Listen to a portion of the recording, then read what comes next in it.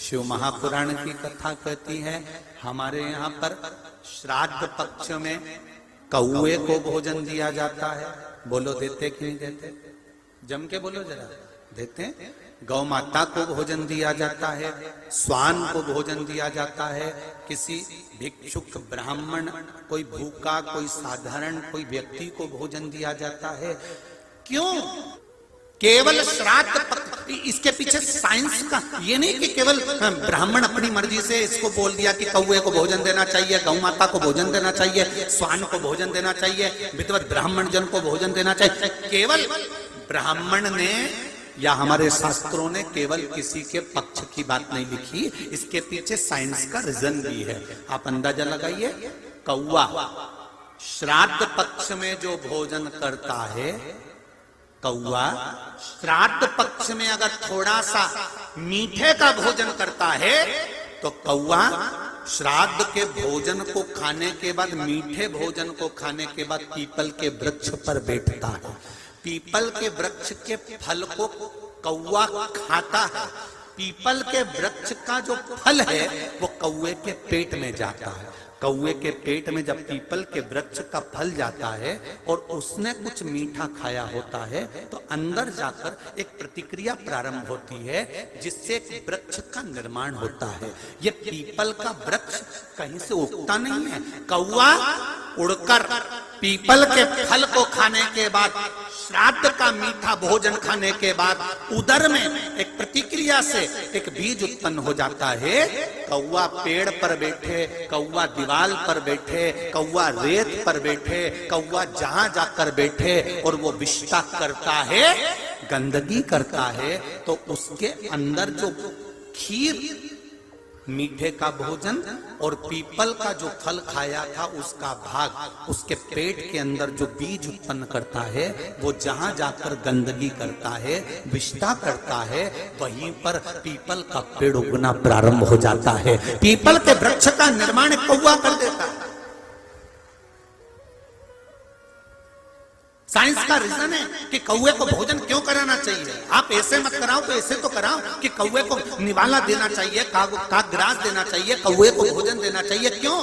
क्योंकि कौआ जितना खीर ग्रहण करेगा, जितना खीर का भाग उसके उदर में जाएगा, तो उसको ठंडक चाहिएगी। ठंडक चाहिएगी तो पेड़ पर जाएगा, पेड़ पर जाएगा तो पीपल के पेड़ पर बैठेगा, उसका फल भोजन को पचाने के लिए खाएगा तो विष्ठा करेगा, और विष्ठा करेगा तो पीपल का पेड़ जन्म लेगा। आप अगर वृक्ष नहीं लगा सकते तो आपने जो खीर खिलाई है उस खीर से भी पीपल के वृक्ष का निर्माण हो जाता है, प्रकृति का सुंदरता बन जाता है।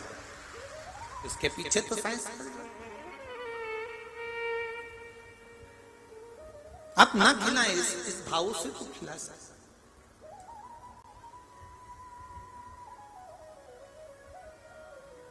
महाराज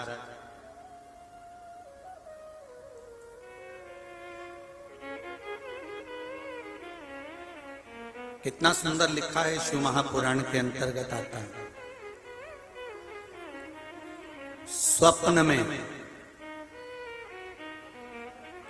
4 जगह पर अगर पितृ घर के पूर्वज दिख रहे हैं तो उसका फल क्या होता है। तर्पण शिव महापुराण की कथा में अच्छे से सुनिए।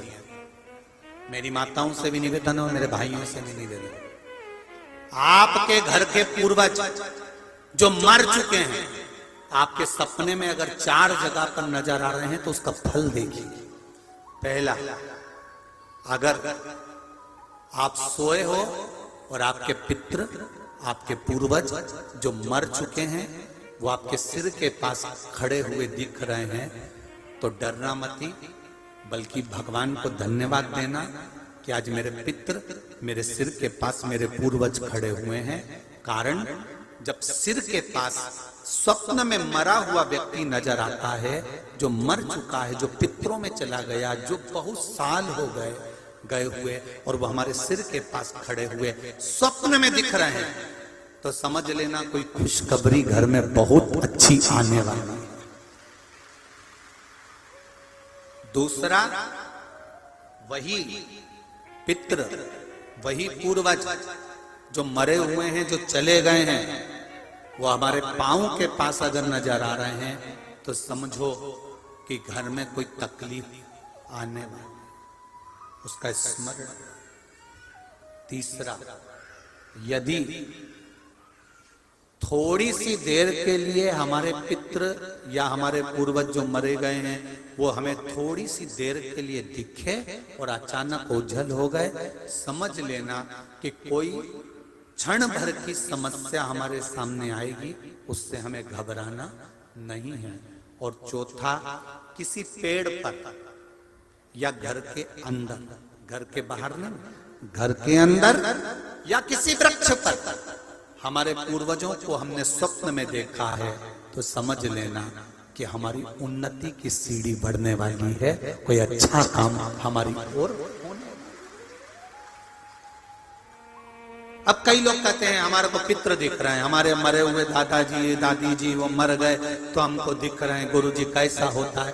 शिव महापुराण की कथा कहती है, गर्ग संहिता कहती है, स्कंद पुराण कहती है। आप ध्यान तो दो कि पूर्वज पितृ कभी बुरे नहीं होते, कभी बुरे नहीं।